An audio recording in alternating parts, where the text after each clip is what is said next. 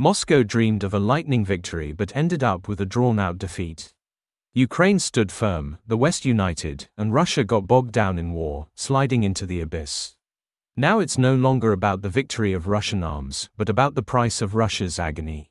Despite the cheerful reports of Kremlin propaganda about successful offensives and dreams of a quick victory, more and more respected analysts are convinced Russia has already lost the war in Ukraine. Among them is the well-known American political scientist George Friedman, who draws a parallel with the superpowers' experience in Afghanistan.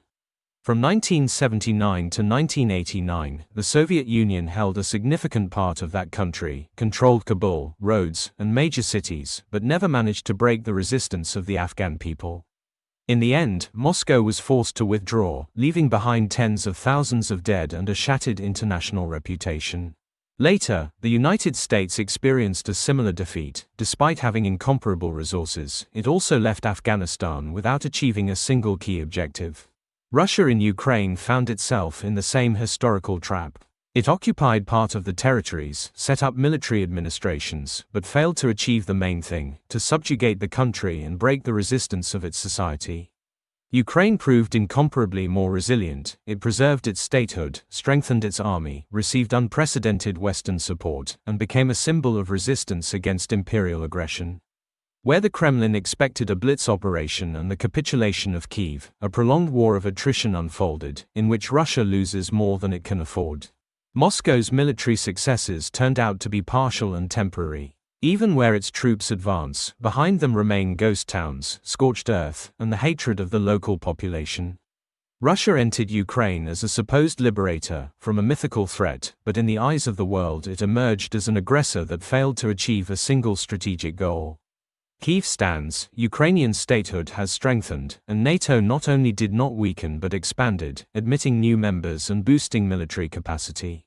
Defeat is felt not only on the front. Russia's economy is gradually sliding into a mobilization model where everything is subordinated to war. Sanctions deprived it of access to global technologies and investments, and millions of citizens fled the country, escaping mobilization and repression. Intellectual and human capital is being drained, prospects for development are raised. Russia is turning into a state that spends its strength not on the future, but on clinging to the illusions of the past. Historical defeat is not measured by the front line or the number of captured villages. It is visible in something else. Even possible tactical victories do not change the overall picture. Russia failed to impose its will on the enemy, failed to isolate Ukraine, failed to overturn the international order. Just like in Afghanistan, the only path left for the superpower is a dishonorable exit. The only question is in what form. Russia lost because it entered the war with inherently unachievable goals and flawed calculations. It wanted to show strength but revealed weakness. It wanted to break Ukraine but only united it. It wanted to split the West but forged it into a single fist. It wanted to restore an empire but lost its future. Today, Russia is fighting not for victory but for the postponement of defeat. Every new day of war only increases the toll of human lives, destroys the economy, and erases the last remnants of respect for the country in the world.